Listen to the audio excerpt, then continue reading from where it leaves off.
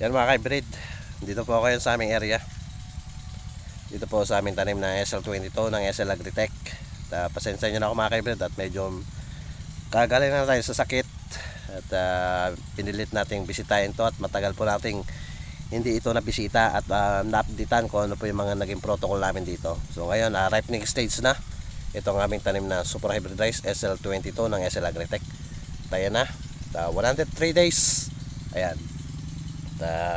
Presyuhan 20 nasa 25.50 26 dry 29 peso per kilo. So yan mga ka-hybrid.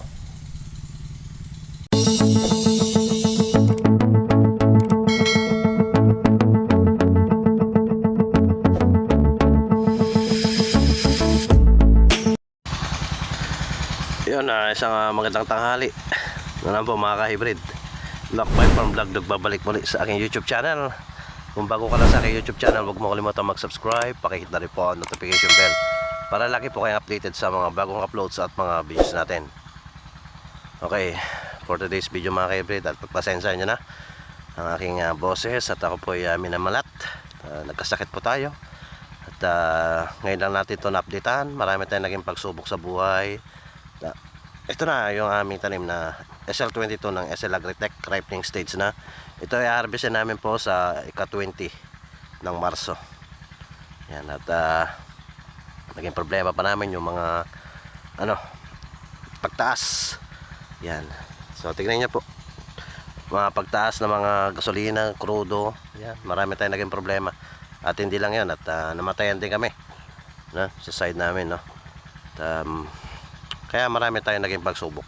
Ngayon ko lang ito na updatean, at pati yung jackpot namin, hindi ko na rin na yung mga last application, pati dito yung first application, hindi ko na kayo na updatean. At yung nga, hindi natin naharap na na i-vlog. Pero sa ngayon ito muna. At least makita nyo yung protocol dun sa jackpot, same lang din dito. Pero bali dito, doon 16 yung nagastos namin na bags na fertilizer, pero dito 12 lang, no? Mas matipid lang ng konti ito. So tingnan nyo, mag-sibol ng aming tanim SL22. Medyo makulimlim. Ayan, ayan na.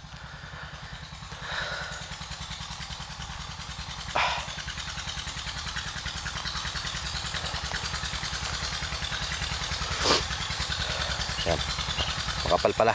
Makapal yung nuubo tayo. Makapal ang kanyang mga binutil. Oh, labas lahat. Oh,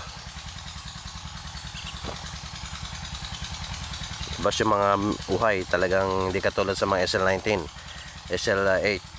Yan, madahon. Pero dito labas, pati labas yung mga kanyang mga inuhay. Ayan, oh. Tsaka dito, may mga stem borer, sakit talaga yan. Nispray namin ng gold, wala.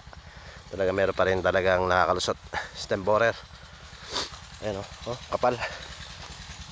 Grabe. SL22.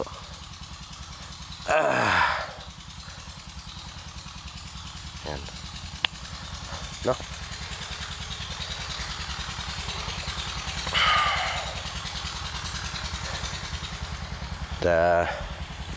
Ilang days na nga ba ito? Ito ay 103 days. Wala pagkakalipat tanim.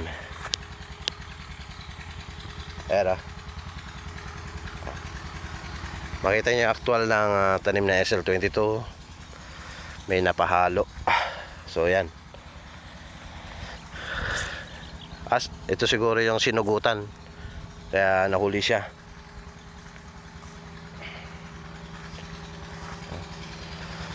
Oh, yung mga yan nasugutan, kaya medyo iba yung niya, tangkad niya. Oh, kapal, oh. Makapal tong SL22. Oh. Yan, parang hindi siya mahaba. Mapintog lang yung kanya mga uhay. Oh, para siyang SL19 yung niya, haba. Oh. Pero yung butil hanggang ano, batok. Ayun oh. Oh. Grabe. Kapal. Ito nagtanggal sila ng mga ano, uban. Mga uban. Ayan, pagka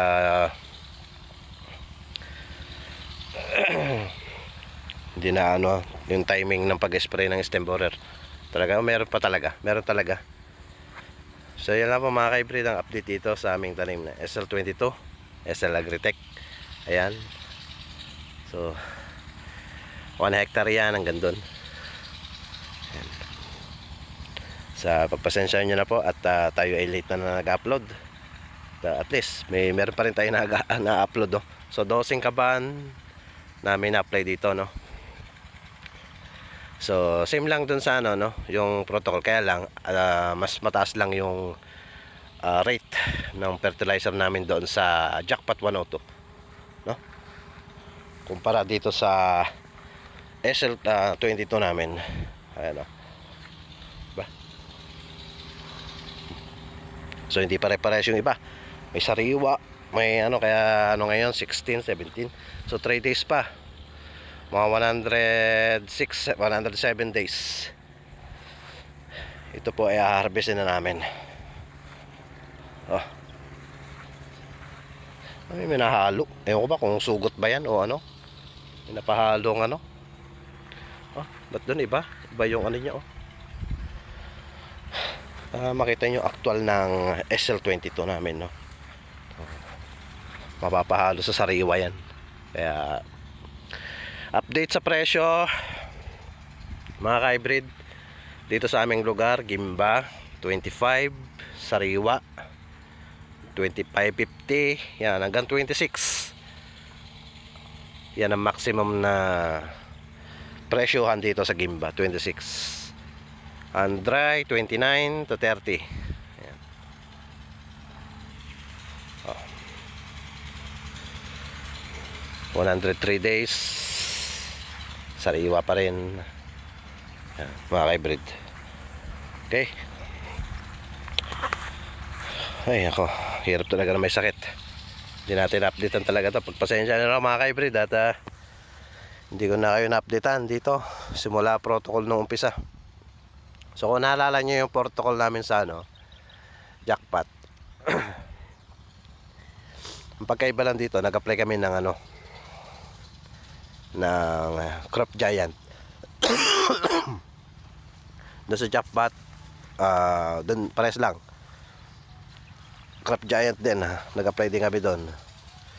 Fish amino acid sana, kaya lang sobrang ano, mainit. Kaya hindi kaya nag-Crop Giant po na kami. Sa tag-ulan siguro pwede. Ayan. Yan, update ko rito sa aming tanim muli. SL22 SL Agritech, 103 days, same protocol. Advance lang ng 4 bags ang Jackpot namin. So ito mas maraming stem borer. Ayun ko ba yung aming katiwala kung ano yung ano niya. So tinatanong ko lang siya kung ano yung ginawa niya rito sa pag-apply niya ng ano, protocol dito.